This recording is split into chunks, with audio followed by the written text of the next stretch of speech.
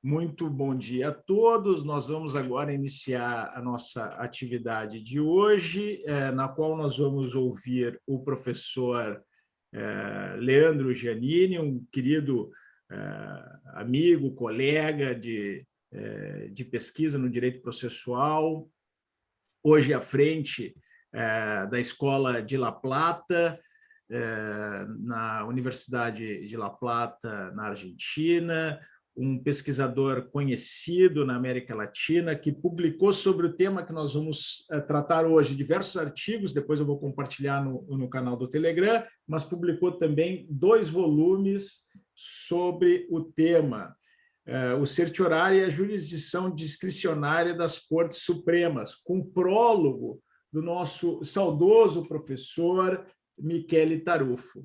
Então, vou mostrar aqui os 2 volumes para vocês, depois vou compartilhar isso também no nosso canal do Telegram e alguns comentários no Instagram. O professor Leandro Giannini é advogado, é especialista em direito processual, doutor em ciências jurídicas, professor titular ordinário de direito processual e diretor do Instituto de Direito Processual da Faculdade de Ciências Jurídicas e Sociais da Universidade Nacional de La Plata. É professor de pós-graduação e já ministrou diversas conferências e jornadas sobre problemas e instituições do direito processual e da administração da justiça. Seu desempenho como relator especialista da Suprema Corte de Justiça da província de Buenos Aires entre 2003 e 2010 também deve ser destacado. Atualmente é árbitro do Tribunal de Arbitragem Institucional do Colégio de Advogados de La Plata e advogado em exercício com especialidades nas seguintes áreas de trabalho: processo coletivo e ações de classe e litígios complexos, recursos extraordinários e atuação perante as Cortes Supremas e Tribunais Superiores, e reforma da Justiça Civil.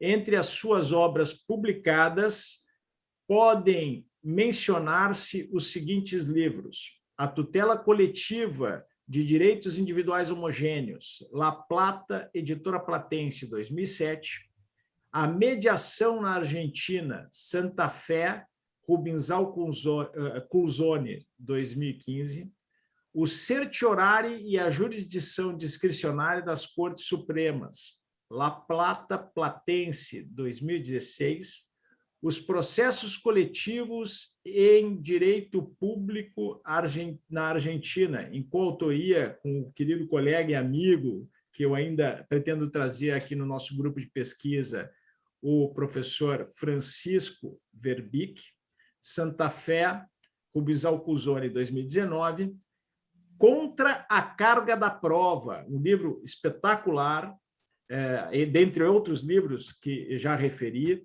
em coautoria com Jordi Nieva Fenol e Jordi Ferrer Beltrán, Madrid, Marcial Pontes, 2019, e é autor de diversos outros artigos, trabalhos, capítulos de livro publicados na doutrina especializada em direito processual.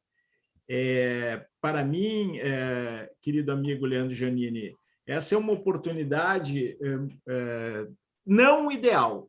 Eu vou dizer por quê. Porque o ideal seria que nós estivéssemos juntos, nós estivéssemos aqui em Vitória para depois oferecer tanto para ti quanto para o meu querido convidado de hoje, nosso debatedor, o professor Marco Rodrigues, da UERJ, uma deliciosa muqueca capixaba e uma caminhada na praia no final da tarde, né? E, quem sabe, nós poderíamos tomar um mate juntos, né? Seguindo as nossas tradições gaúchas, tanto da Argentina quanto do Rio Grande do Sul. Nós hoje, Leandro, nós estamos iniciando essa atividade que ela faz parte de uma série de seminários que estão sendo realizados para o lançamento do edital do meu grupo de pesquisa, que nós vamos ter este ano a participação de outros professores, inclusive de um professor argentino, Federico Sedilacek, que tu conheces bem. O querido colega Federico vai participar também. Nós vamos ter vagas para colegas da América Latina. Então, nós vamos ter aí 10 vagas para eventuais pesquisadores que estejam interessados em pesquisar os temas do grupo na América Latina.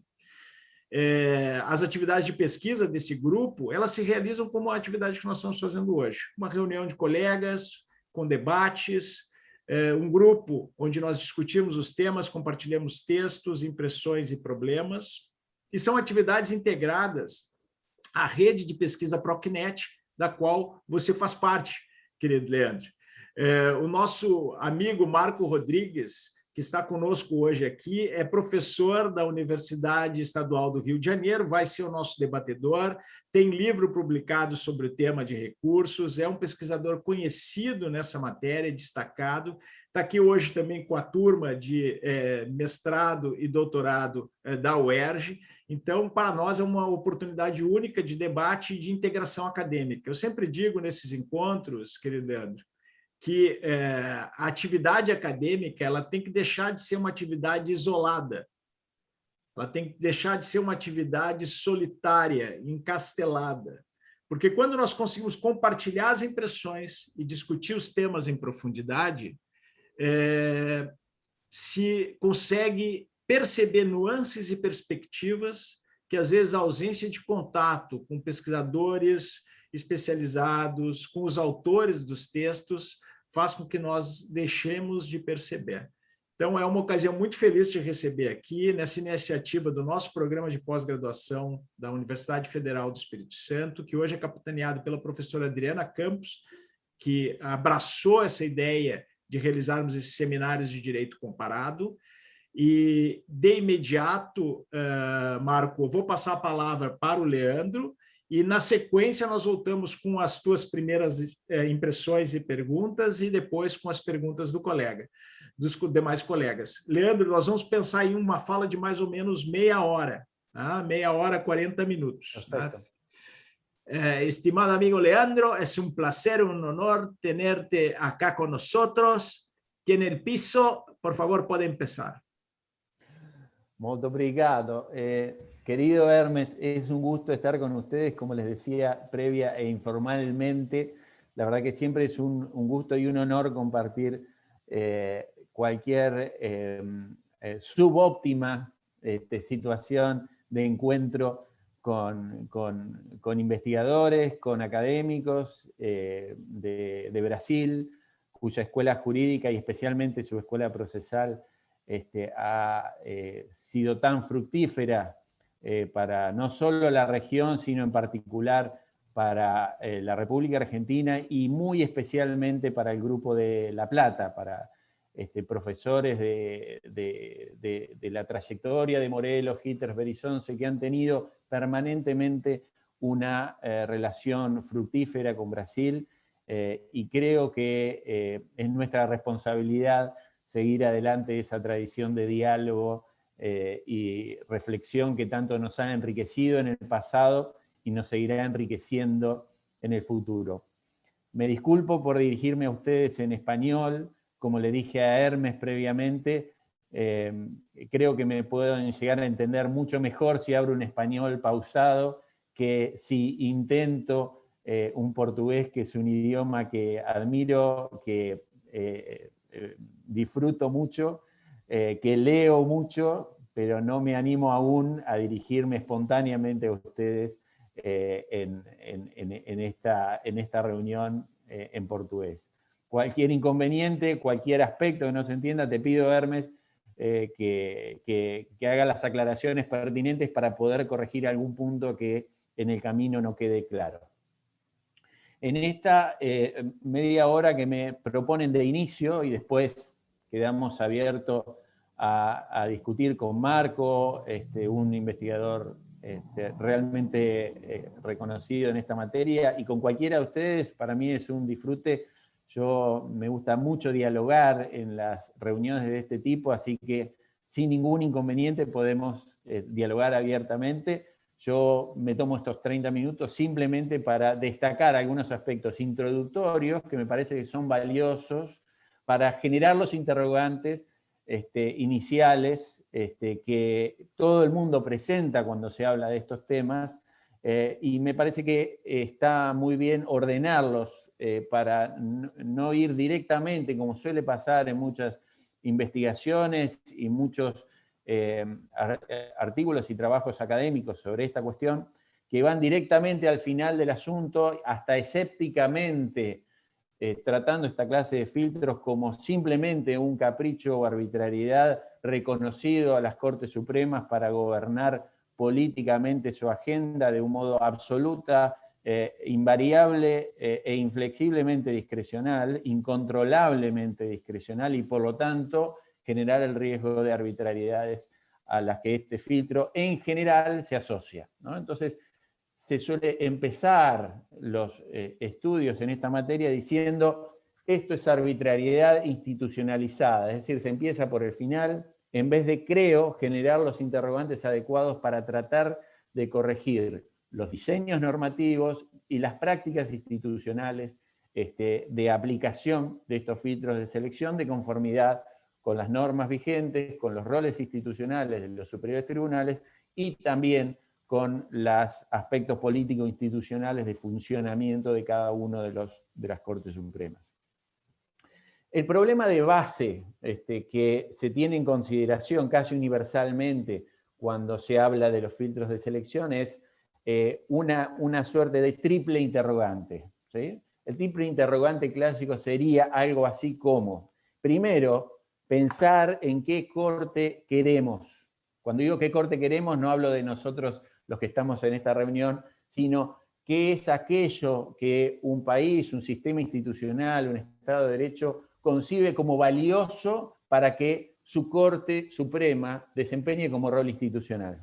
Uno, ¿qué corte queremos? Dos, ¿qué corte tenemos? ¿Qué rol institucional desempeña hoy nuestras Cortes Supremas? Y tres, ¿cómo hacemos para pasar de lo segundo a lo primero?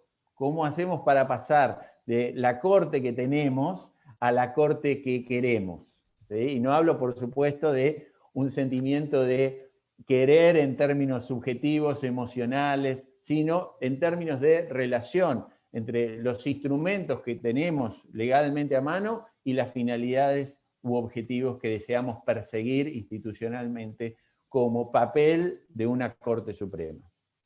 Esa línea de interrogantes ha llevado a muchos países a reflexionar e introducir instrumentos para intentar orientar el funcionamiento de las Cortes hacia ese lugar.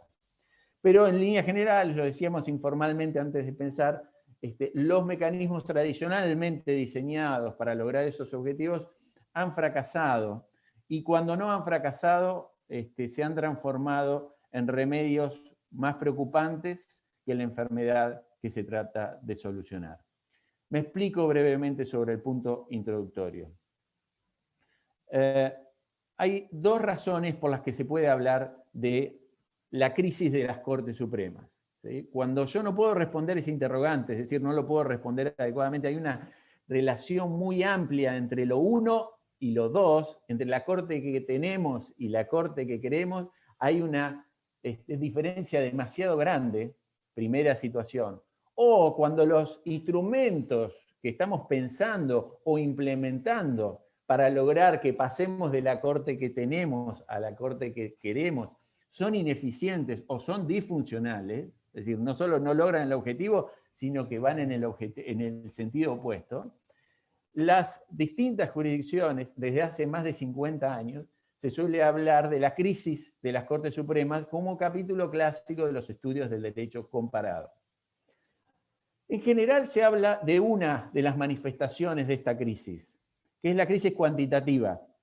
Las Cortes tienen un problema de sobreestimulación, es decir, hay una sobreexposición de las Cortes Supremas a una carga de trabajo que no pueden resolver, adecuada u oportunamente. No lo pueden resolver bien ni lo pueden resolver en plazo razonable. Este es el problema más clásico de las manifestaciones de las llamadas crisis de las Cortes Supremas. ¿Sí? Tenemos cortes que resuelven 15.000 causas al año con 5 jueces, como la Corte Argentina, hasta 100.000 causas al año con 12 o 11, el Superior Tribunal de Brasil, 30.000 causas con 200 jueces, la Corte de Casación francesa, y tenemos otras cortes que logran resolver la misma cantidad de causas en un plazo mucho más breve que otras de similares características, como ocurre cuando comparamos a la Corte de Casación francesa con la Corte de Casación italiana, ¿sí? Entre 200 y 400 jueces, entre 30.000 y 40.000 causas, la Corte francesa resuelve en un año, la Corte italiana es condenada sistemáticamente por violación del plazo razonable. Entonces, lo primero que se suele verificar es la idea de las cortes tienen demasiado trabajo. Y esta es, en general, el resultado de la posición institucional en la que las cortes están ubicadas en la estructura del Poder Judicial. ¿Sí? Por estar ubicadas en el vértice, simplemente están sometidas al riesgo de revisar la legitimidad o la corrección de una infinidad de resoluciones judiciales sobre una posible infinidad de materias en una indefinida cantidad de casos. Eso es un motivo estructural que ha llevado desde hace más de 100 años, a todos los países a intentar recortar esa competencia posible de una manera tendencialmente segura y previsible. Por ejemplo, se ha intentado reducir el tipo de resolución que puede llegar a la Corte Suprema, diciendo en distintos países, introduciendo requisitos, el finality requirement, o finalité en la casación francesa, la sentencia definitiva en nuestros países. Es decir, no se puede recurrir cualquier decisión, sino solo la sentencia final de mérito de la controversia puede llegar a la Corte Suprema. No de cualquier tribunal, sino del superior tribunal de la causa, el tribunal respecto al cual no hay otro recurso que no sea este último que queda aquí.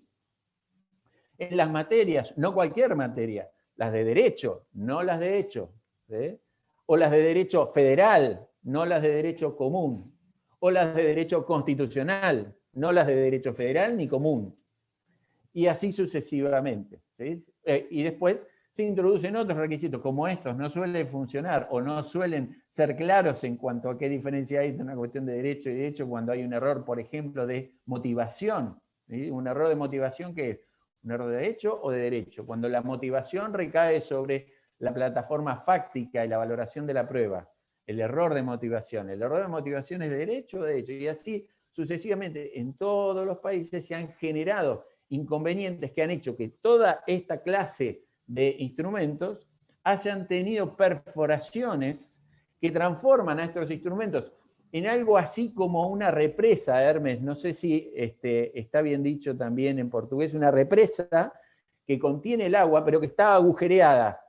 Entonces tiene orificios y detiene buena cantidad de agua, pero deja pasar mucha más agua que lo que los habitantes de abajo pueden tolerar. Es decir, deja pasar muchas más causas que aquella que una Corte Suprema puede tratar en plazo razonable. ¿Sí? Entonces, a la sentencia definitiva, finality requirement, tenemos requisitos o doctrinas que las Cortes Supremas mismas crean para no perder protagonismo institucional sobre ciertos asuntos. Dicen, no solo la sentencia definitiva, sino también aquellas que se le parecen a la sentencia definitiva, la equiparabilidad a la sentencia definitiva. No solo las cuestiones de derecho clásica de interpretación general del sentido de una norma, sino además la aplicación concreta de cláusulas generales o conceptos jurídicos indeterminados a una plataforma fáctica no discutida. También a los errores de motivación, que son errores de derecho y que pueden introducir una cuestión constitucional, si hay una motivación inadecuada sobre una cuestión de hecho. también a los desvíos palmarios, manifiestos, ostensibles, gigantescos, intolerables y cualquier otro adjetivo que quieran agregarle, y que transformen a una decisión sobre algo que no es revisable en algo que de repente se transforma en revisable por la magnitud de la injusticia o la notoriedad de la injusticia cometida. En Argentina y en otros países, en ese seminario del que hablábamos antes, lo discutimos, se denomina doctrina de la arbitrariedad de las sentencias, ¿sí? Las sentencias arbitrarias son sentencias inconstitucionales. Por lo tanto, una Corte Suprema que tiene a su cargo controlar la inconstitucionalidad de los actos de gobierno, también puede controlar la arbitrariedad de las sentencias. Y de este modo se dinamita la distinción entre cuestión de hecho y cuestión de derecho, entre cuestión de derecho constitucional y cuestión de derecho infraconstitucional, y así sucesivamente. Es decir, los instrumentos de corrección de la crisis cuantitativa han sido insuficientes para solucionar esa crisis cuantitativa porque están perforados en todos los países de modo tal que se permite que la misma Corte Suprema ha cimentado las bases de su colapso. La misma Corte Suprema, para no perder protagonismo institucional y la capacidad de resolver oportunamente cuestiones relevantes o graves injusticias, se transforma ella misma en un tribunal colapsado por aquello que las barreras quisieron detener. Por otro lado, ¿sí?, la segunda manifestación de la crisis es menos tratada en el sistema, en el derecho internacional como parte de la crisis, o muchas veces es interpretada como una mera derivación, ¿sí?, que es la llamada crisis cualitativa, no cuantitativa, sino cualitativa. No se trata ya de la sobreexposición de las Cortes Supremas a resolver más causas de las que puede resolver en plazo razonable, sino del desvío de la finalidad institucional que las Cortes Supremas están llamadas a llevar adelante en un sistema determinado, de una jurisdicción determinada. Es decir, responde a la pregunta de qué corte tenemos versus a qué cortes queremos, ¿sí? La crisis cualitativa de la que nos habla es de una corte que está desviada en la finalidad institucional para la que está pensada. Algunos autores, entre ellos el querido y gran doctrinario Jordi Nieva Fenol, considera que la crisis cualitativa es una suerte de eufemismo para decir lo mismo. La crisis cualitativa en realidad es lo que pasa cuando una corte está colapsada. Es el producto del colapso. Si no, nadie hablaría de la crisis cualitativa. Y yo he discrepado, en algunos artículos que le mencioné a Hermes, he discrepado de esta postura. Yo creo que la crisis cualitativa no es una forma elegante de reexpresar el producto de la crisis cuantitativa.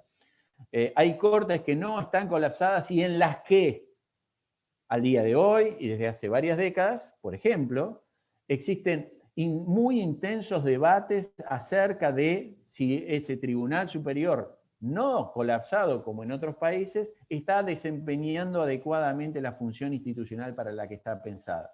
En el ejemplo más conocido, la interpretación de que la Corte Suprema de los Estados Unidos se ha transformado más en una corte política destinada a resolver causas olímpicas de mega política económica institucional y ha dejado de desarrollar ese rol que tradicionalmente se interpretaba que tenía, que es el rol de guiar el desarrollo del derecho federal y constitucional americano. Es una corte no colapsada como en otros tribunales, que sin embargo genera discusiones muy intensas acerca de, dentro de esa agenda que está manejando, si está administrando adecuadamente el papel que tiene. Yo creo, en todos los casos, que es válido y es valioso separar estas dos manifestaciones de la crisis, por más que tengan una relación evidente. Una corte colapsada no puede desempeñar bien su papel, pero creo yo que es valioso y muy importante hacer o seguir haciendo esa distinción. ¿Cuáles son los mecanismos pensados? Algunos en el derecho comparado, digamos, se ha intentado todo. Se ha intentado producir más para estar al día. llamados mecanismos de superproducción, ¿sí? Para enfrentar estas distintas manifestaciones de crisis. La primera, la crisis cuantitativa, bueno, cuanto más causas recibo, más tengo que resolver para estar al día, ¿sí? Entonces, divido la corte en salas, si eso no me alcanza, le habilito a los jueces a resolver monocráticamente, como dicen allí en Brasil, cada juez puede resolver una causa. Permito que se limite, por ejemplo, el debate. Reduzco la motivación de las decisiones, el análisis y motivación de cierta clase de decisiones. Es decir, hago todo lo posible para resolver más rápido lo que me llega. Esos son los llamados mecanismos de superproducción. Entonces, me divido en salas, si no me alcanza, me divido en jueces, ¿sí? Si no me alcanza, limito la discusión. No todas las causas tienen un día de debate oral ante el superior tribunal. Si no me alcanza, dejo de motivar circunstanciadamente algún tipo de decisiones y así sucesivamente. ¿Para qué? Para estar al día. El problema de esta clase de mecanismos es que, en primer lugar, como dice Richard Stevens, el que hace el análisis introductorio de la última edición del clásico de análisis de la historia de la Corte americana, que es el libro de Frankfurter y Landis, The Business of the Supreme Court, la introducción a cargo de Richard Stevens dice en un pasaje, miren, tratar de resolver así el problema de la Corte Suprema es algo parecido a cortar las cabezas de la hidra, ¿sí? Aquel monstruo mitológico al que le cortábamos una cabeza y salían dos, y le cortábamos dos y salían cuatro, y le cortábamos cuatro y salían ocho, y así sucesivamente. Es decir, es imposible tratar de solucionar el problema de esa manera. Y yo agregaría otra cosa, que intentando solucionar de esa manera, muchas veces se agrava el problema de la crisis cualitativa. Quiero resolver más para estar al día, y cuanto más produzco, más desvío la función de las Cortes Supremas y las transformo en los que Tarufo y Chiarloni denominaban en un supermercado, en un almacén de ramos generales, en las que yo encuentro, en los precedentes de las Cortes Supremas, encuentro todo lo que quiero y todo lo otro también, ¿sí? Es decir, en la jurisprudencia de las Cortes Supremas se transforma en una suerte de supermercado con riesgo constante de incongruencias en la producción de ese tribunal, lo que obviamente desvía la función de esa Corte como un tribunal de precedentes. Eso lleva a una segunda estrategia, y no la de superproducción, sino a otra estrategia, que es la estrategia de selección o reducción de la agenda. Y de esto también se ha visto, en términos clásicos y en términos modernos, distintas variantes. Las clásicas, algunas ya las vimos recién, las explicamos. ¿Cómo reduzco? Y digo, solo cuestiones de derecho, solo cuestiones de derecho constitucional, solo la sentencia definitiva. O también limito por valores, por montos, el valor de litigio, la summa gravaminis, el valor en disputa, limita el acceso a una Corte Suprema, por ejemplo. O sanciono, le hago depositar plata al recurrente y después le digo que si pierde no se la devuelvo. Es decir, estoy sancionando al recurrente por haber molestado la atención de una Corte Suprema sin haber tenido éxito. Es decir, son todos mecanismos para reducir, que son los clásicos y que claramente, uno, no han funcionado por el problema de la represa pinchada, la represa agujereada, o dos, cuando han funcionado, es mejor que no hubieran funcionado. ¿Sí? ¿Por qué? Porque si yo limito el valor en disputa, por ejemplo, el valor en disputa es muy poderoso, es un filtro muy poderoso para acceder a una corte, pero concentra la atención de la Suprema Corte, como hablamos recién previo al inicio de la grabación, concentra la atención de la Suprema Corte en aspectos que solo interesan al litigante, que es cuánto le costó, cuánto le duele patrimonialmente el error de la sentencia que está atacada. Entonces se concentra en el interés de la parte, en vez de concentrarse, para eso en general hay al menos dos instancias en todos los países, para concentrarse en el interés de las partes, a través de una deliberación imparcial, y esa tercera instancia que está pensada no tanto para concentrarse en el interés de las partes, sino para utilizar el caso como ejemplo para resolver otros asuntos en trámite o que en el futuro se puedan presentar, para guiar la evolución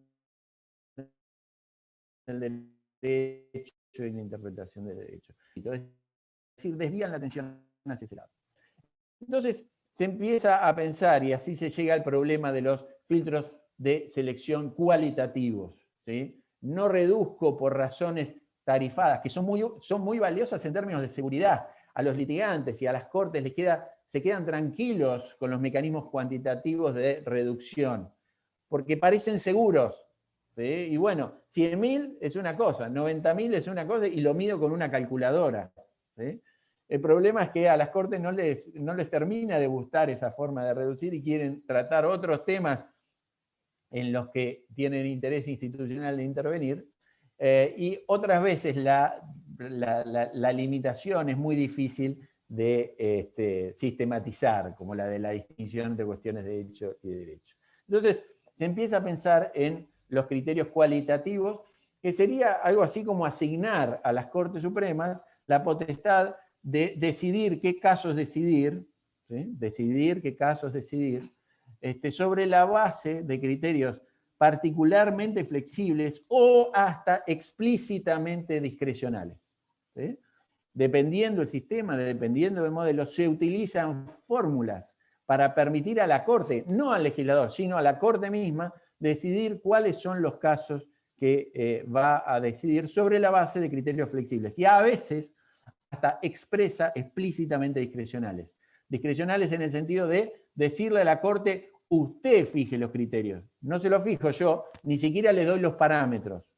Usted lo fija a través de una acordada, como hace, por ejemplo, la Corte Americana con la regla Federal 10, con la regla de la Suprema Corte, perdón, la regla 10, que interpreta cuáles son los criterios que va a utilizar para el certiorari y que dice que expresamente no controlan la aplicación de esos criterios. Estos son los criterios, pero como a la Groucho Marx. ¿Sí? Estos son los principios, pero si no me gusta en el caso concreto, tengo estos otros, ¿sí? Que los puede determinar la Suprema Corte en el caso concreto. ¿Sí? O incluso, estos se llaman modelos full discretional, es decir, tienen discrecionalidad plena. ¿Sí? En Argentina, por ejemplo, ni siquiera están esos criterios. Se determina un parámetro de trascendencia o intrascendencia y no se fijan ni siquiera cuáles son los criterios, ni siquiera la Corte Suprema ha dicho en una acordada, como la acordada 10 de la Corte Suprema estadounidense, cuáles son esos criterios, y hay que inferirlos inductivamente de una progresión gigantesca de causas y fallos resueltos que además están acompañados por una utilización no motivada del filtro, lo que hace particularmente difícil saber por qué no se trató un caso y por qué sí se trató otro caso. Tengo 5 minutos, me quedan para esta parte de la exposición y después quedo a la espera de las preguntas y planteo algunas dimensiones de cómo en distintos diseños, en distintos modelos, se ha pensado esta clase de parámetros flexibles o cualitativos de selección o hasta expresamente discrecionales. Hay distintas dimensiones. Algunas de ellas se refieren, por ejemplo, a cuándo o cómo opera el filtro respecto de la decisión o el recurso adoptado. Yo puedo partir de una regla según la cual los recursos ingresan, salvo que aplique el filtro. Y eso es el llamado, yo lo denomino filtro negativo. La regla es la admisión sobre la base de criterios generales tarifados de las represas agujereadas, y la excepción es la inadmisión sobre la base de criterios que pueden estar explicitados o no. A eso les denomino los filtros negativos. Ese es el caso, por ejemplo, del criterio en la Argentina, el llamado certiorari por intrascendencia. ¿Sí? El recurso extraordinario, en regla general, es admisible, salvo que la Corte diga que es intrascendente. ¿No? A diferencia de lo que parece que pasa en la Corte de los Estados Unidos, en las que el filtro es positivo, es decir, pesca aquello, nada entra, salvo aquello que se pesca, entre comillas, para tratar de resolver un caso relevante. Muchas veces esto funciona, en muchos países, en Europa es una regla muy utilizada, por ejemplo, en España, en los países nórdicos también, que hay un filtro cuantitativo, ¿sí? Y ese filtro se quiebra, en Alemania también pasa, cuando el filtro cuantitativo es el valor del litigio. Entonces, ninguna causa entra hasta este monto, ¿sí?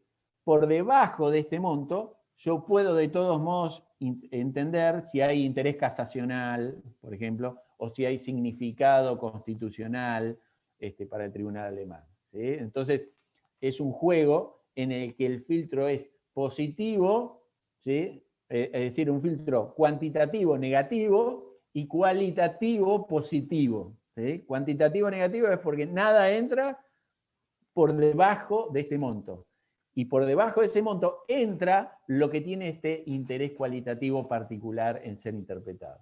En líneas generales, digamos, no hay en negativo y positivo, se puede decir, son palabras que tienen un sentido emocional, ¿sí? Se suele decir, algunos suelen pensar, a mí me pasa con los grupos de investigación o mis alumnos de maestría, que automáticamente todos quieren tener un filtro positivo en su jurisdicción. Digo, ¿por qué no diseñamos, por qué no salimos en Argentina de esta tesis negativa en la que los filtros son utilizados para inadmitir? Y la pregunta de siempre es, ¿no estarás enamorándote de la palabra positivo? Porque en líneas generales el filtro positivo es la respuesta a que la regla general es que no entra nada. Entonces lo positivo es emocional. Es mucho peor un filtro positivo en líneas generales que abra la puerta discrecionalmente a todo aquello que por regla general está cerrado. Funciona entonces en cuanto a, de esa manera, en cuanto a esa dimensión. Hay otra dimensión muy importante que es la del contenido.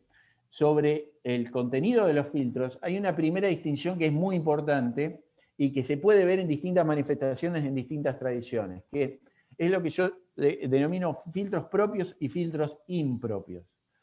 Los filtros impropios, para empezar por ellos, son los que en definitiva no le dan el poder de selección propiamente dicho a la Corte, sino que le permiten resolver más ágilmente, más rápido, con menos motivación y con menos procedimiento, con menos trámite, con menos deliberación, lo mismo. Es decir, se resuelve lo mismo, nada más que se hace más ágilmente por razones particulares. Son los filtros utilizados, por ejemplo, en Italia, la famosa manifiesta infundabilidad del recurso, o la falta de seriedad de los motivos de casación en el sistema de la casación francesa y también en la casación contencioso administrativo ante el Consejo de Estado. Es decir, lo que se dice es, mire, si este recurso es manifiestamente improcedente, también en Brasil hay un criterio parecido. Es decir, cuando es manifiestamente improcedente lo puedo resolver de este modo mucho más rápida y ágilmente. Por ejemplo, se enfrenta a un precedente consolidado. El recurso trae un tema que ya está resuelto en varios precedentes. Lo resuelvo sin deliberar, rápidamente, en una sala acotada o con un juez, agilizo, pero decido lo mismo que si deliberara, que si trajera a todos a discutir, si trajera a amicus curiae y si hiciera que la Corte deliberara en plenario, resolvería exactamente lo mismo. Este recurso es improcedente. Entonces se lo hacen más rápido. Pero se usa mucho para agilizar, ¿sí? Y por lo tanto dejar fuera desde el arranque de la Corte Suprema a los casos. No tiene de todos modos más que un impacto de gestión, importante, pero un impacto de gestión. Los filtros propios, en cambio, son aquellos otros que le permiten efectivamente a la Corte decidir qué casos decidir y varían sustancialmente el modo en que esos casos podrían ser decididos en el mérito. Yo puedo perfectamente concebir una Corte que frente a una decisión arbitraria la tenga a la vista y diga, mire, probablemente si yo sigo adelante, delibero y reviso esta sentencia, probablemente la vas a revocar, la deje sin efecto. Pero esto es intrascendente para una Corte Suprema. Hay arbitrariedades que tienen que ser toleradas. Punto. Eso significa que el filtro varía sustancialmente lo que se va a decidir finalmente sobre el caso. y le permite a la Corte efectivamente seleccionar las causas que va a resolver sin necesidad de pensar en el mérito del recurso, sino en la calidad de las cuestiones llevadas a consideración. La tercera dimensión, y con esto cierro, también sobre criterios de contenido, a veces los filtros se concentran en seleccionar sobre la base de intereses en las que predominan los aspectos subjetivos de las partes en conflicto. No hablo del valor del litigio, que es una expresión de esto, pero es cuantitativa. Hay otras veces, por ejemplo, la Corte Europea de Derechos Humanos, hay algunos de los criterios del sistema de revisión alemán, y yo diría los criterios informalmente establecidos en muchos tribunales que admiten casos intrascendentes, se concentran en factores como la magnitud del error o el perjuicio de la lesión. Por ejemplo, la magnitud de la lesión a derechos fundamentales, no importa qué tanto este caso es útil para resolver otros casos como ejemplo, como precedente, sino que es intolerable la lesión sufrida por esta persona en particular, aun cuando este caso sea irrepetible. ¿Sí? Se verifica una lesión de tal intensidad que es tan intolerable para el Estado de Derecho social y constitucional de derecho que tengo que ingresar en el tema. Es la magnitud de la lesión a la persona, ¿sí?, la que produce o la que se utiliza como criterio de selección. Fíjense que en términos patrimoniales sería algo parecido que el valor del litigio, nada más que en términos extrapatrimoniales es mucho más sensible la utilización y más flexible la utilización de esta clase de filtro. Pero en los dos casos se concentra en el interés de la parte más que en la utilización del caso para construir o hacer evolucionar el derecho. Otros, en cambio, directamente se concentran en el interés general, en el ius constitutionis, ¿sí? Es decir, se concentran en pensar el caso como un ejemplo para casos futuros o para casos que están siendo resueltos en una jurisdicción. El caso es un pretexto, las cuestiones son un pretexto, el interés de la parte es una ocasión, es la ocasión para resolver algo que trasciende a las partes. Ahí encontramos a todos los modelos de selección basados en, como la mayoría, no todas, pero la mayoría de las reglas de la regla 10 americana, como la trascendencia, como el interés casacional español, como la repercusión general, algunos de los criterios reglamentados de repercusión general en Brasil, ¿sí?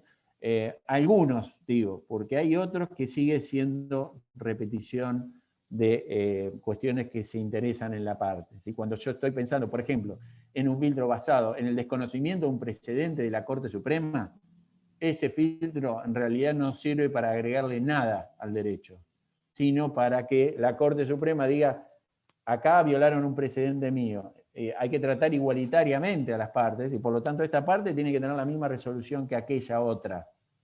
Ese filtro que está en el interés casacional, está en la repercusión general y está en otros parámetros, no se concentra en realidad en el público, se concentra mucho más en la parte que ha sido tratada inequitativamente. De esta manera encontramos factores como la importancia pública general británica, la seriedad de los motivos de casación en Francia, el interés casacional en España, la repercusión general en Brasil, el significado fundamental o el significado constitucional en Alemania, la trascendencia o la gravedad institucional en la República Argentina. Si quieren, porque ya tengo cumplido la media hora, dejamos para la discusión cómo funcionan en concreto estos factores o cuáles son estos factores que en los distintos países suelen definir lo que es algo importante públicamente, serio en sus motivos, interesante desde la perspectiva constitucional, significativo desde la perspectiva constitucional o que cuenta con gravedad, interés, trascendencia o repercusión general en nuestros países.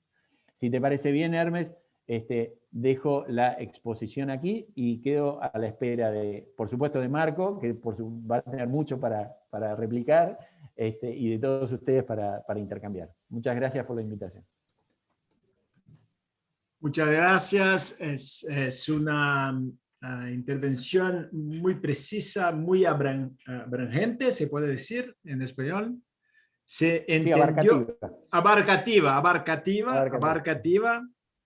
abarcativa, y se comprendió muy bien el ejemplo de la represa, pero tenemos que, al revés de utilizar agujada, tenemos que utilizar furada.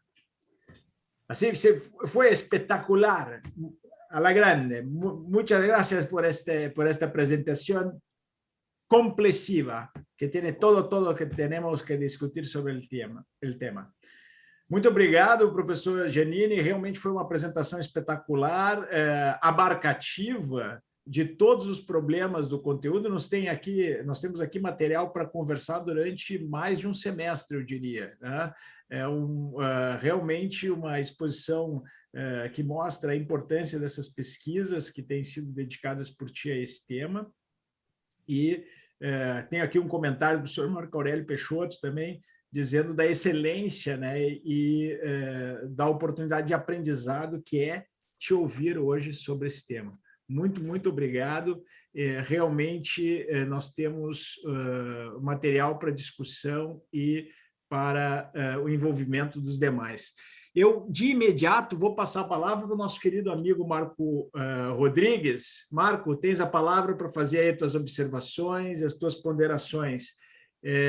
Eu só não podia deixar de registrar aqui a presença também do Dr. Alexandre Guimarães, que é pós-doutorando na nossa universidade, aqui na Federal do Espírito Santo, e dos nossos alunos da graduação também, aqui na pessoa da Lara Abreu Acef.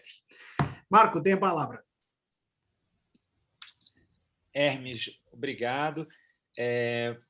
Professor Leandro, é uma alegria muito grande debatermos esse tema que é tão importante para o Brasil, e muitas graças por sua excelente ponência.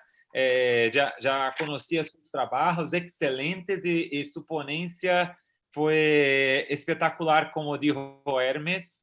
E, bueno, quando pensamos, mientras le oía, pensaba en algunas cuestiones que me, ¿cómo puedo decir? Algunas preocupaciones que tengo cuando pienso en el sistema brasileño. Porque, bueno, en primer lugar, los filtros que usted hablaba son filtros necesarios para las Cortes Supremas, pero ¿en cuál medida ellos no son una fuente de inseguridad jurídica? Porque las Cortes Supremas vienen para dar legitimidad al Poder Judicial, a las decisiones, y ¿en cuál medida eso no les saca la legitimidad? Por ejemplo, esa es una inquietud mía sobre eso. Y una otra preocupación que tengo, cuando vemos algunos autores, por ejemplo, Andrea Protopisani, de entre otros, que dicen el derecho a recursos para casación es un derecho fundamental, es un derecho integrante del proceso justo. Cuando creamos esos filtros, no estamos sacando ese derecho del proceso justo.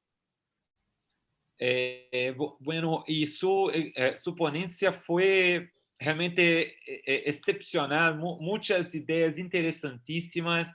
Y bueno, una cuestión que aquí en Brasil fue muy discutida desde 2016 fue, bueno, podemos crear un filtro económico, solamente las decisiones que cuiden de un derecho acima de determinado valor pueden ser objeto de recursos a las Cortes Supremas.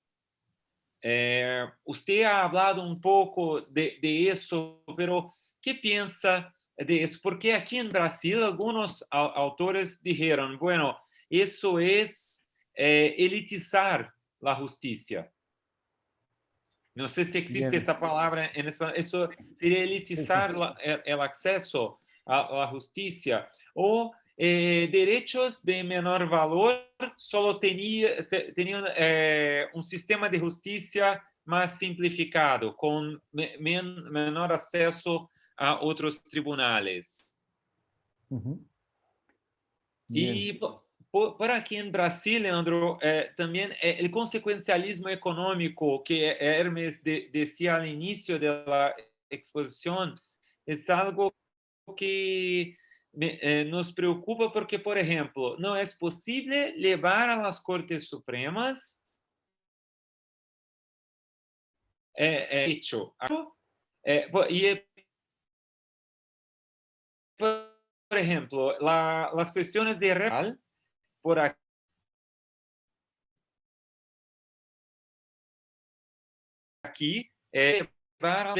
pero si la indemnización es muy alta, las Cortes Supremas permiten eso. Entonces, eso no es un análisis puramente económica. Hermes, não sei se o professor travou aqui. Leandro, ¿me escuchas?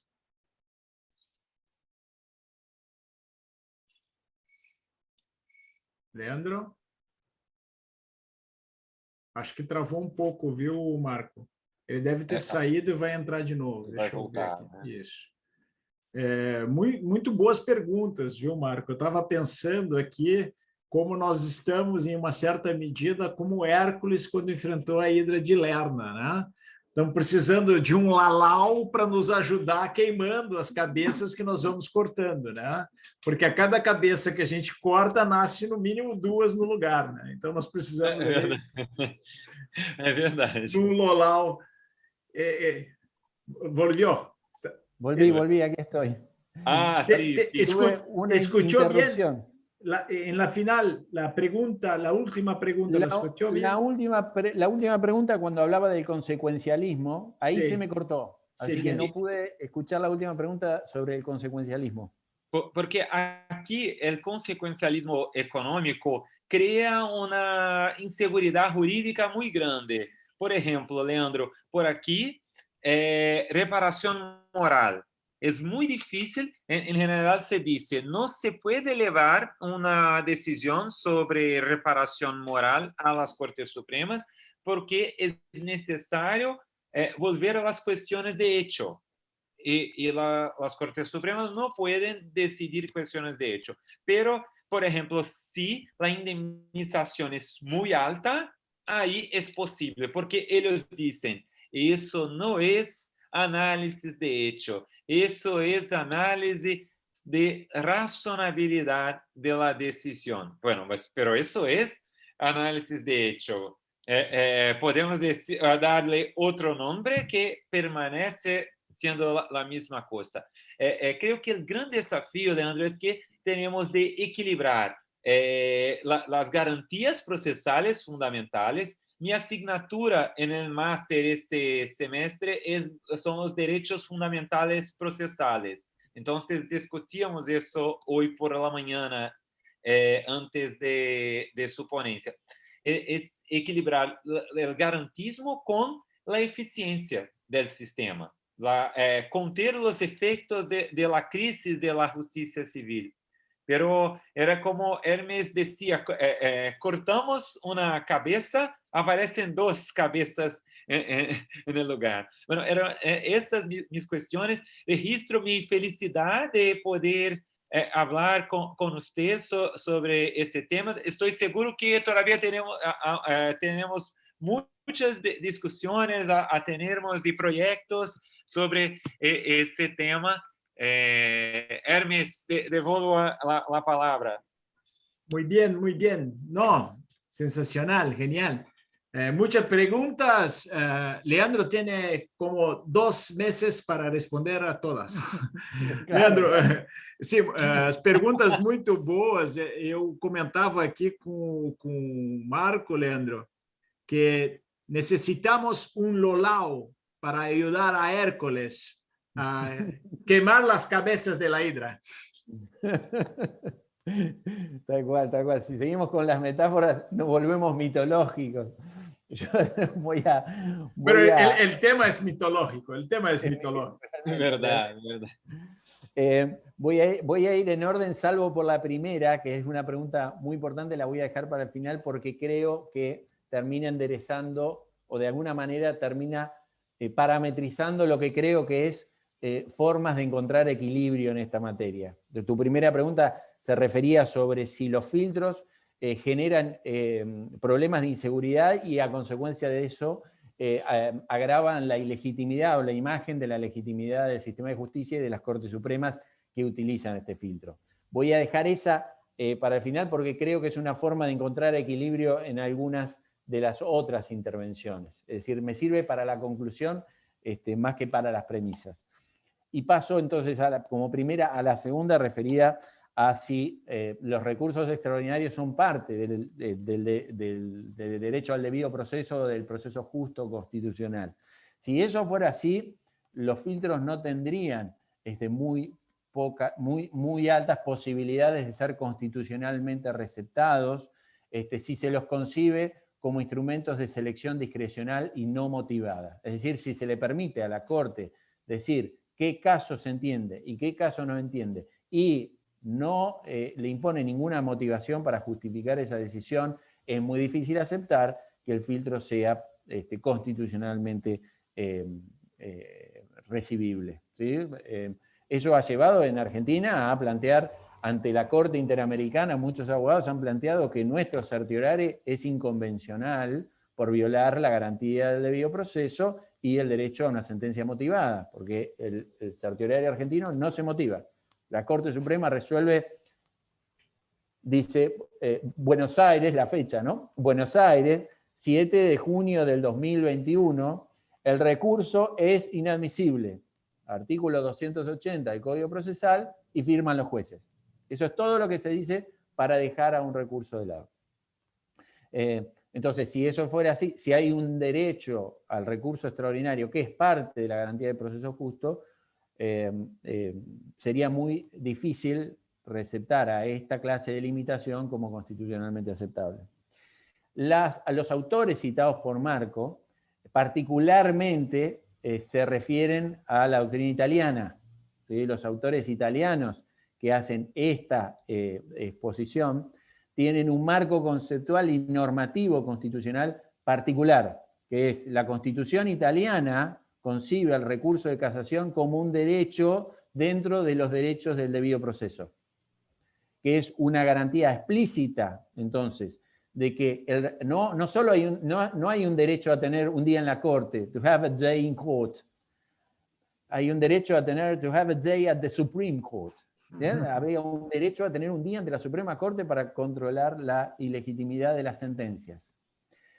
En Italia eso ha generado un debate tal que ha impedido que los distintos filtros que se han intentado han recibido una crítica caudalosa por parte de la doctrina y se ha dicho un filtro al estilo americano, ¿sí?, sería inconstitucional en Italia. ¿Por qué? Porque hay una referencia explícita a que ese recurso, por la tradición y la razón histórica que ese recurso fue implementado en la Constitución de posguerra, es decir, como una garantía. El recurso de casación es una garantía para ellos, no es un instrumento para hacer evolucionar el derecho, es también una garantía de la parte, y si es una garantía de la parte no puede ser controlada por filtros discrecionales. Esta es la lógica que la doctrina italiana sostiene generalizadamente, con excepciones muy reconocidas y valiosas como la de Tarufo, ¿sí? Que él dice, esa interpretación no es así. El derecho constitucional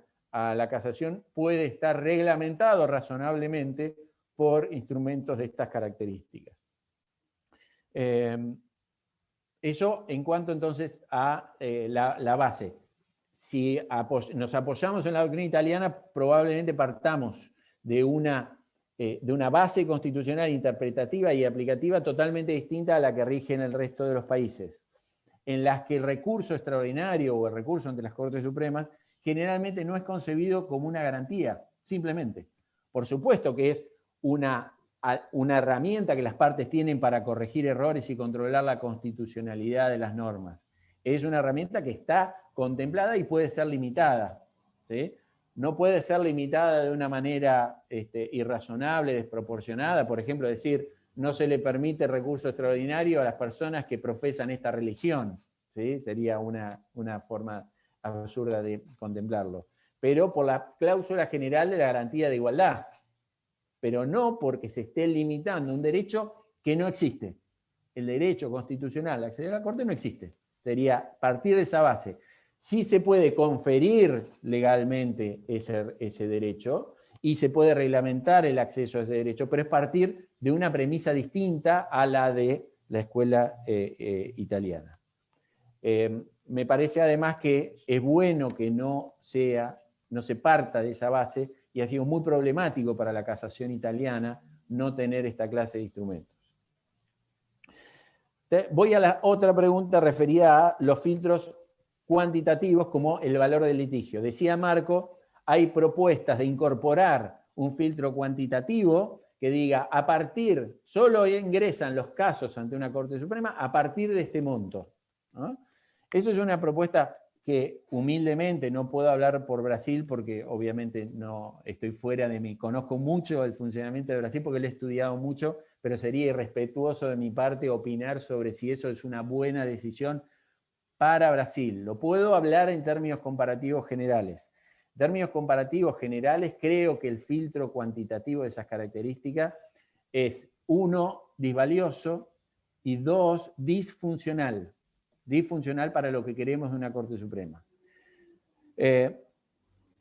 Si nosotros pensamos, Brasil desde la reforma del Código Procesal de 2015 ha introducido reglas muy claras que piensan al precedente como una fuente esencial para el desarrollo del derecho y a las Cortes Supremas, el Superior Tribunal de Justicia y fundamentalmente el Superior Tribunal Federal, como un tribunal en la que predomina la función de sentar precedentes. Esa parece ser una filosofía general de la reforma, ¿sí? Como en otros países se piensa o se concibe a la Corte Suprema. Si eso es así, es decir, si nos tomamos en serio ese papel, colocar un filtro que oriente el análisis, la admisión hacia problemas que, como dije, afectan al interés de la parte, es decir, ¿cuánto me duele económicamente esta sentencia? ¿Cuánto me cuesta el error? ¿A quién? A la parte, no a todos los demás que están esperando una opinión del tribunal sobre este tema. Y si concebimos que la Corte se tiene que concentrar en eso, no importa qué magnitud tiene el error para la parte, no importa. Ahora, pasa que las Cortes Supremas muchas veces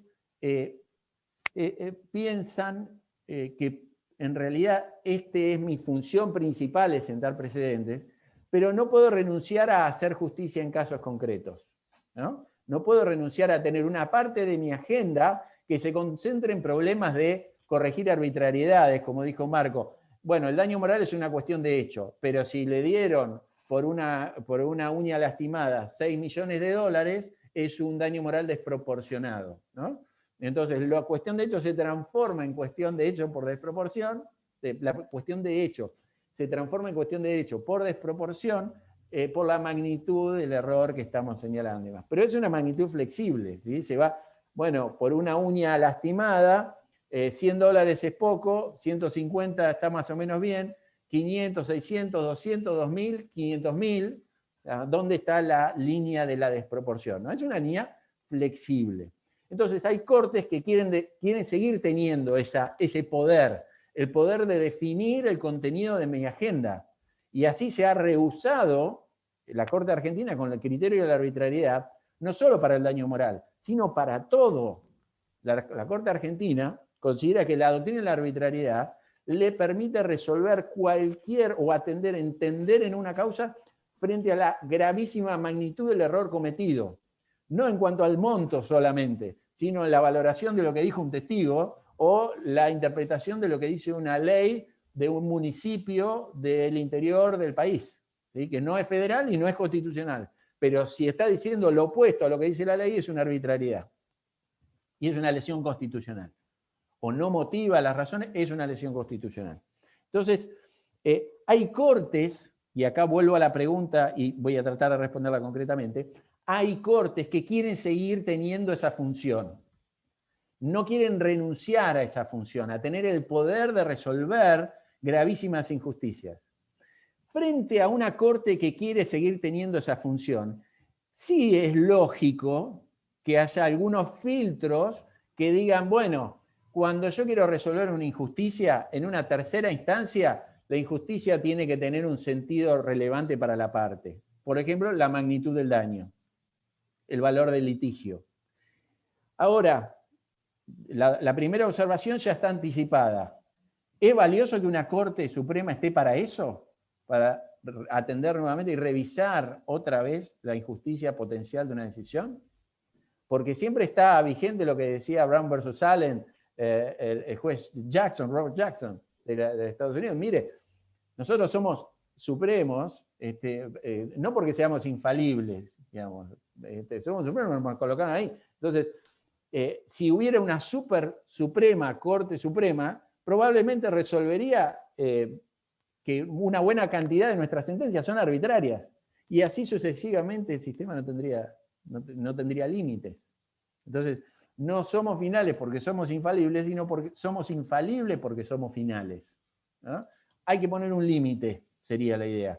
¿Cuántas instancias están pensadas para resolver la justicia o injusticia, el acierto o error de una decisión, por más grave que sea esa decisión? Si la Corte quiere seguir teniendo esa función, o si el legislador le quiere seguir dando esa función a la Corte, no una Corte de precedentes, sino una Corte de revisión de errores, es razonable que tenga filtros relacionados con esa función. Un filtro orientado al interés de la parte, la magnitud. ¿Se acuerdan cuando clasificábamos previamente los filtros según que se concentren en el interés de los otros casos o se concentren en la magnitud del error para las partes? Bueno, si la Corte tiene una función de corregir errores de las partes, es lógico que tenga un filtro de esas características.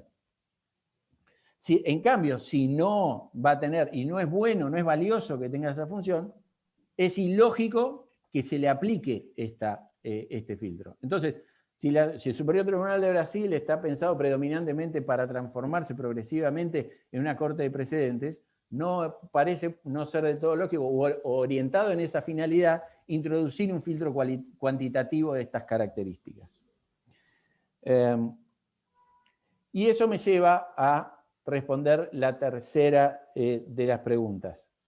Es cierto, creo haberlo anticipado, cuando el legislador, la Constitución o los precedentes mismos de la Corte Suprema se atribuyen o le atribuyen a una Corte Suprema decidir qué casos decidir, de modo 1 flexible, 2 discrecional y 3 no motivado en el uso de la discrecionalidad, cuando se dan esas 3 características, es cierto que la agenda de la Corte Suprema pierde la estabilidad y la pretensa seguridad jurídica que le daban otra clase de límites, las represas. ¿Sí? Las represas, mire, 100.000 es más seguro que importante. ¿Sí? El límite de 100.000 reales, de 200.000 pesos o de 50.000 euros, es mucho más claro, previsible y seguro que una causa o que las cuestiones tengan interés casacional, repercusión general, trascendencia relevante o que sean importantes para quien decide. Por supuesto, eso es así. La pregunta central es si ese es el precio a pagar, ¿no? Si el precio a pagar, no hay otra posibilidad porque es un mal menor, como hablamos previamente con Hermes, ¿sí? No, digamos, es lo mejor que se puede hacer dentro de las peores opciones posibles. ¿Sí? Es como dijo Churchill en su momento de la democracia. ¿Sí? Es el peor sistema salvo todos los demás, ¿no? Bueno, de eso podemos decir de un filtro de estas características. Es lo peor que hay, salvo dejar las cosas como están. Ahora, el nivel de inseguridad, el nivel de discrecionalidad, el nivel de riesgo de arbitrariedad, se puede controlar, y esta es la síntesis para responder a la pregunta, se puede controlar con instrumentos que están visibles en el derecho comparado. Por lo pronto, los sistemas, los full discretional, los sistemas absoluta y abiertamente discrecionales, que le dicen a la Corte, mire, usted puede hacer lo que quiere y usted puede definir sus propios criterios. Yo no se los digo, dígalo usted, ¿no? En esos sistemas, en los que la discrecionalidad es abierta y no viene acompañada de motivación, la forma de acompañar un modelo así es asegurar o prever mecanismos a través de los cuales el sistema, pese a ser discrecional y pese a no ser motivado, sea más transparente o lo más transparente posible. Entre transparencia y motivación hay una relación cercana, pero no indefectible. Hay formas de asegurar o por lo menos de mitigar los problemas de arbitrariedad que no necesariamente requieren de la motivación, sino que perfectamente pueden ser acompañados con transparencia. Uno de los papers que yo les pasé a Hermes para que distribuyan contiene una de las propuestas, un proyecto de reforma legislativa que yo redacté para la República Argentina, para intentar hacer que la herramienta que no está motivada y que no tiene parámetros tenga la posibilidad de ser más transparente. ¿Cómo? Primero, imponiendo a la Corte Suprema que determine los factores que va a utilizar. Segundo, distinguiendo en la selección lo que es admisión por trascendencia del caso, uno, que es mucho más fácil de determinar. Se admite porque el caso es trascendente, se tiene que determinar cuáles son esos factores que en general el mundo los comparte. Cuando el caso es útil para sentar un precedente, para hacer evolucionar el derecho, para revisar un precedente y hacer evolucionar el derecho hacia el futuro, para solucionar un problema de conflicto interpretativo en causas que se han pluralizado, la cuestión es trascendente y por lo tanto ingresa. En cambio, el problema se presenta, en la Argentina especialmente, cuando la cuestión es intrascendente. No se advierte por qué este caso fue admitido y resuelto si solo atiende la cuestión de Cayo y Ticio, la cuestión de Hermes y de Marco, no la cuestión de todos los profesores de las universidades públicas de Brasil. Entonces, ¿por qué se atiende esta situación? Y entonces, primero, determinar las características de los factores, aun cuando no esté en la ley. Segundo, establecer con mucha claridad los factores que hacen que un caso sea admitido por trascendente, que cuando un caso es definido por intrascendente, los filtros que se aplican en uno y otro caso son distintos y diferenciados. También está esa explicación en los papers que le pasé a Hermes. Tercero, aún no motivando, se puede dar transparencia activa en el acceso a la información, con la que la comunidad puede controlar, sin hacer que los jueces trabajen un día más de su vida, una hora más de su vida, siendo transparentes en la determinación de los factores que el caso tuvo a la vista, la comunidad ya puede controlar este caso a diferencia de este otro caso. En ese sentido, son conocidos, por ejemplo, los mecanismos que a través de sitios web permiten determinar el resultado final de la selección, relevante, irrelevante, con repercusión general, sin repercusión general, trascendente y trascendente, con interés casacional, sin interés casacional, resultado, y en cada caso los antecedentes de cada asunto llevado a consideración. E incluso muchas veces hasta un extracto de la memoranda previa con la que los jueces de los superiores tribunales se ilustran acerca de un caso, no con los que lo resuelven, sino lo que les llega para empezar a estudiar un caso, es una síntesis en general en todos los países, es una síntesis elaborada por personas que trabajan en el superior tribunal, relatores, law clerks, etc. Esas personas elaboran memoranda y yo no estoy diciendo que esa memoranda sea pública, porque esa memoranda está protegida por la confidencialidad de las deliberaciones de los cuerpos plurales, pero sirve como instrumento para crear una base de datos que le permita a la Corte Suprema ser transparente sin motivar. Ser transparente sin motivar. ¿Sí? Aún en el peor de los casos, lo que nadie tolera de ningún órgano judicial es que no motive una decisión, pongámosle que a una corte se lo aceptamos porque no podemos imponerle que explique todos y cada uno de los antecedentes del caso que lo llevara a inadmitir, porque eso podría ser equivalente a forzarlos a que resuelvan el mérito en temas de tiempo. Si en cambio se puede decir, pese a que no motivan, están forzados a ser transparentes, a brindar acceso activo a la información para que la comunidad controle el ejercicio de esa prerrogativa, ¿no? A más poder, mayor publicidad.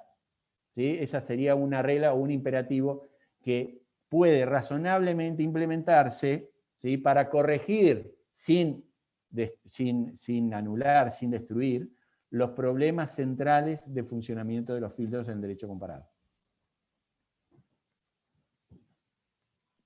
Excelente. Por favor, Marco. Excelente. Estou de total acordo com Leandro. E sobre a pergunta de direito fundamental, Leandro, por que la hice? Porque aqui em Brasil, alguns autores se utilizam do modelo italiano para dizer que também teríamos direito fundamental a recurso para cassação de decisões. Pero, para mim, isso é uma questão de conformação legislativa, como lo decías, porque es algo típico del proceso italiano, de la constitución italiana, y tenemos que tener mucho cuidado cuando hacemos ese tipo de importación. Entonces, excelente, estoy de total acuerdo con usted. Muito bom, Marco. Nós temos duas perguntas ainda no chat, Leandro e Marco. Eu pergunto, uma das perguntas, que é do Marco Peixoto, em alguma medida, Leandro, tu já respondeste aqui na tua... A pergunta é excelente, né? Mas em alguma medida tu já respondeste aqui nas tuas observações. E a outra pergunta tem relação com a ideia de one shooter ou repeat player, né? Se isso tem algum papel ou não no uso desses filtros. Em alguma medida também, Leandro, tu já respondeu. Eu perguntaria aqui se tu poderia depois nos respondê-las por escrito, para que a gente não ultrapasse muito o nosso tempo de fala. Aí eu já te enviei as duas perguntas, mas tu querendo fazer uma observação geral sobre elas, também eu vou te abrir essa possibilidade. Tá? Mas eu já te encaminhei elas, eu gostaria depois, se tu quiser responder elas por escrito, eu depois envio para os colegas que estão aqui presentes, para a gente não ultrapassar muito tempo. Então, eu me encaminharia aqui, a segunda pergunta eu não falei, é do Igor Rocha, que é um colega que atua aqui, trabalha junto, um pesquisador do FPCC. É muito boa também. Eu encaminharia aqui para terminar a nossa jornada de hoje, viu, Leandro? Te dando aí a palavra para tuas considerações finais, mais uma vez te agradecendo muito por essa oportunidade, né? Como disse o Marco, o professor Marco Rodrigues, foi uma exposição brilhante e nós temos elementos aqui para trabalhar durante muito tempo, não é, Marco? Verdade. E eu gostei muito, eu queria fazer esse ponto, né? Eu gostei muito de como tu concluiu a última pergunta do professor Marco Rodrigues, porque introduz a questão da Open Justice e do controle dos sistemas de justiça através da transparência e accountability, que é algo que, para a nossa tradição jurídica, ainda não está tão claro, estamos nos aperfeiçoando nisso, até intuitivamente, mas é um ponto que ainda não está tão claro. É quase como, no meu entender, o que tu reforçaste, é uma criação de uma esfera pública de acompanhamento do que as cortes supremas, que se pretendem cortes de garantia de unidade do direito, fazem. E, ao fazer uma esfera pública de acompanhamento, isso significa um limite talvez muito mais substancial do que filtros formais, que nada mais são do que buracos em uma represa. Então, eu queria te passar a palavra, te dizendo que foi uma manhã de grande aprendizado. Nosso programa de pós-graduação aqui em Direito da Universidade Federal do Espírito Santo espera um dia poder contar com a tua presença fisicamente aqui no Espírito Santo. E, mais uma vez, dizer que foi um privilégio ter essa oportunidade hoje. Bueno, Hermes, mis palabras de cierre son fundamentalmente agradecimiento. Para mí es un gusto intercambiar con ustedes. Quedo, por supuesto, a disposición. Las redes de investigación y las redes de trabajo tienen utilidad cuando permiten intercambiar a partir de algunos seminarios, intercambiar y generar, continuar los debates en la medida que sea necesario por escrito o en algún otro seminario en el que podamos evacuar alguna duda adicional. Para mí va a ser siempre un gusto. Así que quedo a disposición para ello. Les agradezco mucho la atención y la cordialidad, además, del debate con el que creo que nos alimentamos todos, es decir, todos aprendemos de ellos. Así que muchas gracias. Muito obrigado, professor Leandro Giannini. Nós é que agradecemos, nós é que aprendemos muito hoje, e a circulação das ideias e o trabalho em cooperação, em rede, realmente é o que nos fortalece. Eu queria também passar a palavra para o professor Marco, agradecendo mais uma vez, Marco, a tua disponibilidade e interesse em participar da sessão de hoje, e dizendo que nós aqui da Universidade Federal do Espírito Santo sempre ficamos muito felizes de recebê-lo, né? Tu tem participado de uma série de atividades nossas e para nós é uma alegria não só te rever, mas também ter a tua contribuição acadêmica. Hermes, meu amigo, muito obrigado pela oportunidade de, mais uma vez, estar com você, com os amigos da Federal do Espírito Santo, e ainda mais junto com o Leandro. Uma alegria imensa poder debater com ele aí a primeira vez, esperando que em breve a gente possa ter ambos aqui conosco também, para a gente poder aqui também comer um churrasco, uma feijoada, de repente. Churrasco, o Leandro está muito acostumado com isso lá, né? Vamos pegar um É um risco. Eu sugiro a gente ficar na feijoada ou na muqueca, tá? Vamos fazer um churrasco em La Plata, viu, Leandro? Se tu me permitir, a gente faz o assado em La Plata. Tal cual. E muito obrigado por essa manhã de trocas com vocês. Gente, um grande abraço aí para todos. Como eu sempre termino esses encontros, mais uma vez agradecendo ao professor Marco, ao professor Leandro, eu queria dizer que a pesquisa comparada, a pesquisa que dialoga internamente no nosso país ou com os países vizinhos da América Latina e com outros países, ela é muito importante e ela só se desenvolve com cooperação. Porque, assim como diz o ditado, somos como anjos de uma asa somente, e só podemos voar quando estamos abraçados. Até breve, um abraço forte a todos. Gracias, muchas gracias. Muito obrigado, nos vemos.